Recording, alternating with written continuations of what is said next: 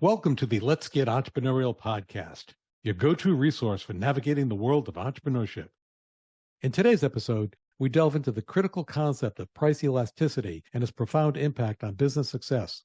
Join us as we explore how understanding and strategically responding to price elasticity can be a game changer for entrepreneurs looking to optimize pricing, enhance market presence, and drive sustainable growth. The Let's Get Entrepreneurial podcast is your ultimate launchpad for igniting ideas and skyrocketing your entrepreneurial dreams. Tune in, buckle up, and let's unleash the entrepreneurial spirit within. Your two hosts will be Professor Gary Palin and serial entrepreneur Ryan Budden. Hello, Professor Palin. How are we this morning? Doing really well. How are you doing? I'm doing brilliantly as always.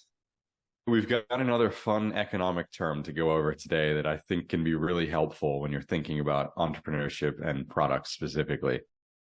I'm flashing back to my freshman year in college when I took my first Econ 101 class. I'm starting to panic already, Ryan. I'm surprised you remember your freshman year of college, man. Yeah, that went back, about 3 or 4 years ago? Yeah. The economic term we're going to talk about today is price elasticity. Kind of intimidating at first glance. I'll read the real definition and then we'll break it down for you. Price elasticity of demand is measurement of change in consumption of a product in relation to the change of its price. That's the complicated definition. Essentially, what we're working with here is a product and pricing can be two things. It's either inelastic or elastic. And what we're talking about is if the price of the good increases by, say, $1, are people still going to buy it or are they going to stop buying it? So think about your desire for it being a rubber band. Your desire is going to keep attached to the product no matter where the price moves. It's something that the entrepreneur needs to be aware of is what is the perception of the elasticity in the consumer's mind? Are they price sensitive or are they not price sensitive? Right. So we've got some really easy to understand examples here. A price of an inelastic good is gasoline. I think that's really been proven over the past about a year because the price has fluctuated hugely and our demand of that product hasn't really changed. We just simply need gasoline to get our cars around and we need to still get our cars around. And that doesn't mean someone can charge any amount and the consumer will purchase it. There's the comparison to competitive options, but as the price goes up, and with gasoline, it's typically the cost to the retailer of that, it keeps driving the price up for all the sellers of gasoline, and the consumers will continue to buy gasoline. That might be a slight dip, but not enough to impact the total revenue. Right. The reverse of that would be candy. If one item of the candy rack drastically increases in price, you're probably not going to buy it. There are a few people that are absolute M&M loyalists, and they'll buy M&Ms no matter what the price are. Most people will go to the Hershey's bar next to it if you need a chocolate fix, and the price is drastically different. Right, and that would be an elastic demand. Correct. I think in terms of you take a general category like food, you'll have some are elastic and some are inelastic. So if you look at a 5-star restaurant, if the price gets driven up so much, the average consumers won't purchase it.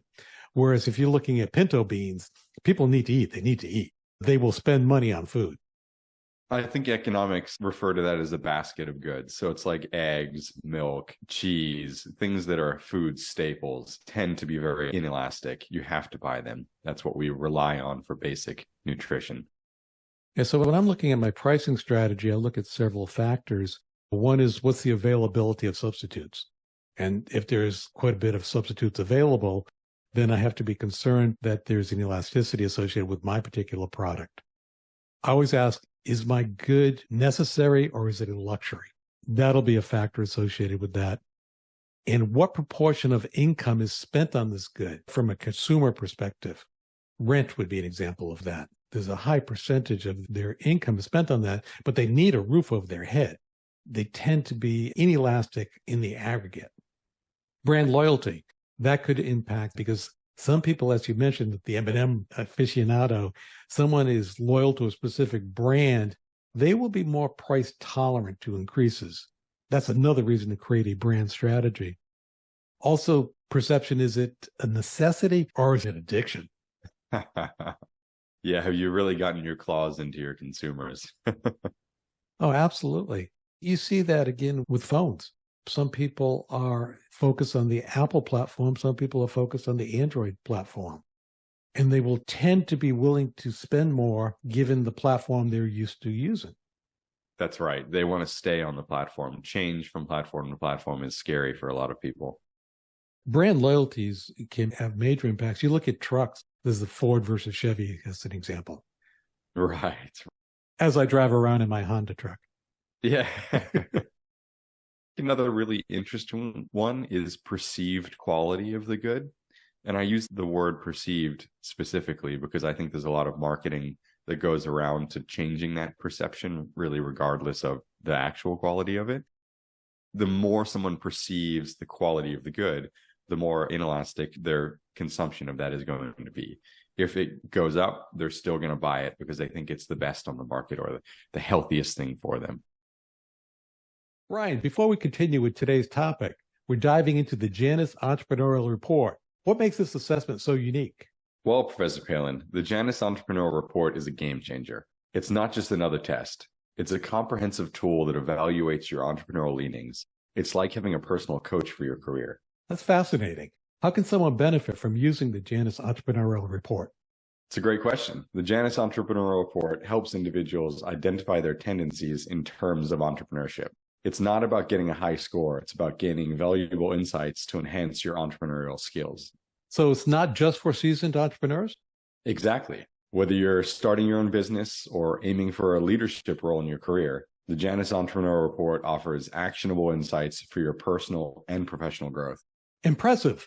How can our listeners get started with the Janus Entrepreneurial Report? It's easy, Professor Palin. Just visit ProfSpirit.com and take the assessment. It's a small investment and a potentially massive return. Well, there you have it. The Janus Entrepreneurial Report is a valuable tool for anyone looking to boost their entrepreneurial skills. It's a game changer, and I encourage everyone to go check it out. There's a link to access the Janus Entrepreneurial Report in this episode's description as well. To make this determination, as we always talk about, you have to stay in touch with your market, continue to do your market research.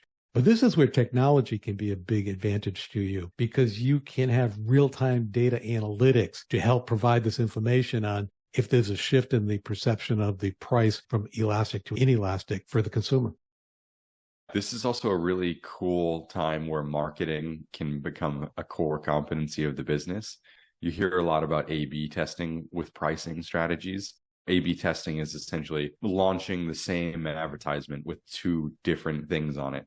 So you would launch the same advertisement for your M&Ms, one at $6 a bag and one at $9 a bag, and see if there's a marginal drop off at that point. And within that, you can also look at segmenting because there will be shifts in attitude from segment to segment. Absolutely. It becomes very complex at that point. How I look at it is I look at my total revenue, and then I look at my margins within that revenue because I'm trying to create as much profit as possible. Understanding the nuances of the elasticity and inelasticity can help me with my decision on what direction to go. You bring up a good point of margins. Anyone that's been involved in buying a house, really renting a house, renovating a house, anything in the housing industry has seen over the COVID era, building materials in often cases doubled in price. People still had to build homes. Now that the demand is so high, and a lot of the cost of goods has come down, the price hasn't changed. These manufacturers realized people are willing to pay a higher price. The market does support that price. And now they're able to make more money without reducing their costs. In that particular example, though, you have to be concerned with timing on that because in the current market, prices of houses, from my understanding, are still at a high level, but the interest rate is causing the monthly payment of consumers to be higher. The seller is not willing to budge from the high price. The buyer is saying, I can't afford this. And they're sitting out the market. So I understand the real estate market today is fairly flat and people are waiting to see what the end result of this. So you want to understand what's happening in the dynamics of your specific market. Right. And how long you're willing to wait. What period you're looking at the market. Is this a 1 month change or is this a 10-year change? Bottom line, the entrepreneur is probably saying, what the heck are these two guys talking about? Yeah. Look at your product, And what is the perception of price for the consumer? If the price will not impact your total sales and increase your revenue while either maintaining or increasing your profitability, you can shift that price up. But if you make a subtle change and you start losing share and your total profit goes down, then you want to be very careful with the shifts in price. And I would then shift my focus to controlling my cost to try to keep my margins. I was recently working with a company that was going through this experiment of essentially judging the elasticity of their pricing and their demand, the willingness to go behind this experiment.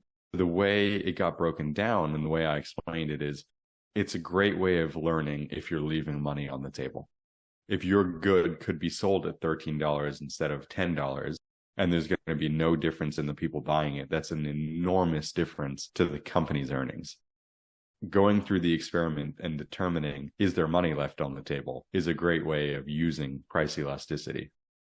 Way back in the dark ages when I sold my first business, I asked my accountant, I said, what do you think a reasonable asking price for the business would be? And his response was, the correct price is what someone would be willing to pay for it. And I thought, well, gee, thanks a lot. That helped me out tremendously. But in reality, that's true. The price is, what is the consumer willing to pay for? And we're talking about how sensitive they are to the price shifts. That's exactly right. Breaking a complicated economic term into a simple, how can you use this in your business today? That's an overarching view, is just be aware of which side of the coin your product is and the perception to the consumers. Anything else to add? We say this all the time, but stay up with your market. Just because what exists today isn't going to be what exists tomorrow. Don't make assumptions if you're on one side of the price sensitivity issue that tomorrow you will be on the same issue. It might have shifted dramatically. There could be an increase of substitutes. There could be changes of technology. Many factors can associate with the shifts in the market. Stay up on your market. You don't want to be making decisions on yesterday's information. That's absolutely right. Well, let's get entrepreneurial. Let's get entrepreneurial. As we wrap up another episode of the Let's Get Entrepreneurial podcast, we extend our gratitude for your presence and attention.